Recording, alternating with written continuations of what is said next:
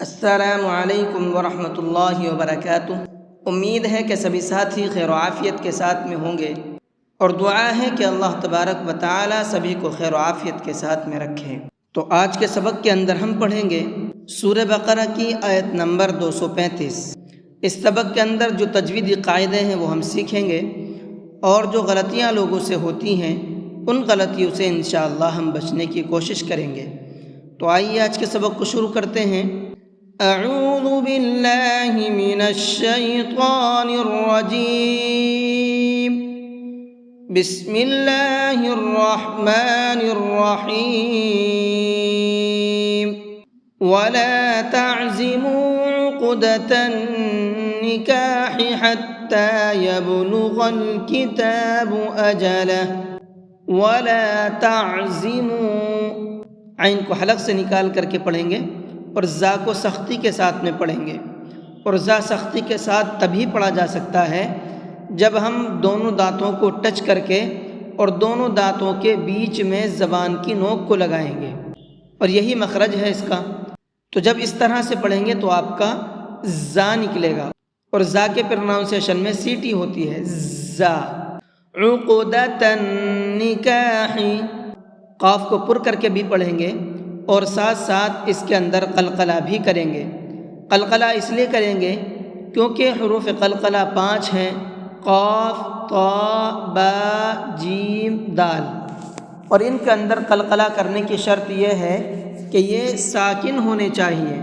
اب دیکھیے ان 5 حرفوں میں سے قاف بھی ہے اور قاف ساکن بھی ہے، تو اس قاف کے اندر قلقلہ کریں گے۔ قلقلہ کہتے ہیں ہلکا سا آواز کو ڈبل کر کے پڑھیں گے۔ عقدتاً، نون کے اندر غنہ کریں گے، اس لیے کہ نون کے اوپر تشدید ہے، اور نون کے اوپر تشدید ہوتی ہے تو نون کے اندر غنہ کر کے پڑھتے ہیں۔ حتی یبلغ، غین کو پر کر کے پڑھیں گے، منہ بھر کے پڑھیں گے۔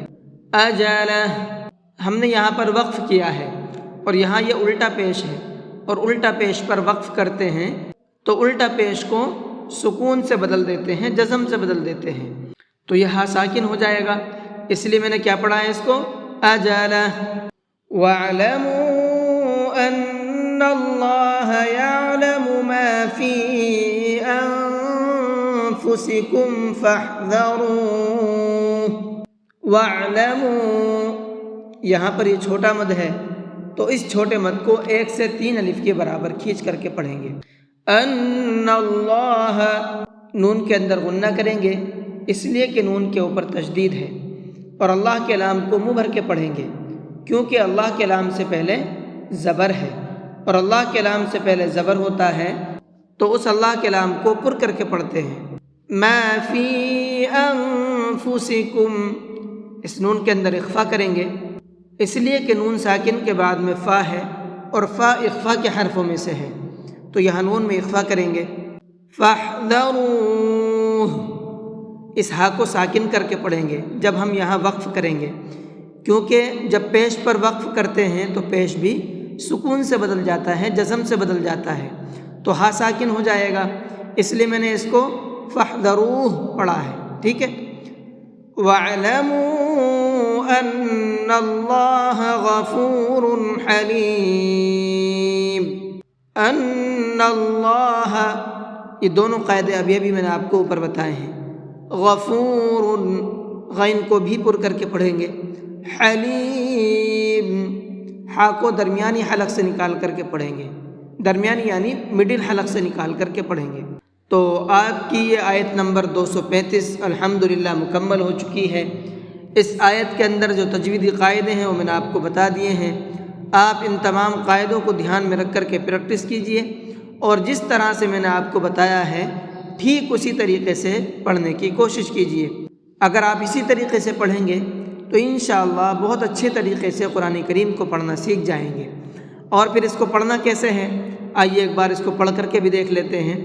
وَلَا تَعْزِمُوا عُقْدَةَ النِّكَاحِ حَتَّى يَبْلُغَ الْكِتَابُ أَجَلَهُ وَاعْلَمُوا أَنَّ اللَّهَ يَعْلَمُ مَا فِي أَنفُسِكُمْ فَاحْذَرُوهُ وَاعْلَمُوا ان اللہ غفور حلیم۔ جی آج کے سبق کو یہیں پر ختم کرتے ہیں۔ السلام علیکم ورحمۃ اللہ وبرکاتہ۔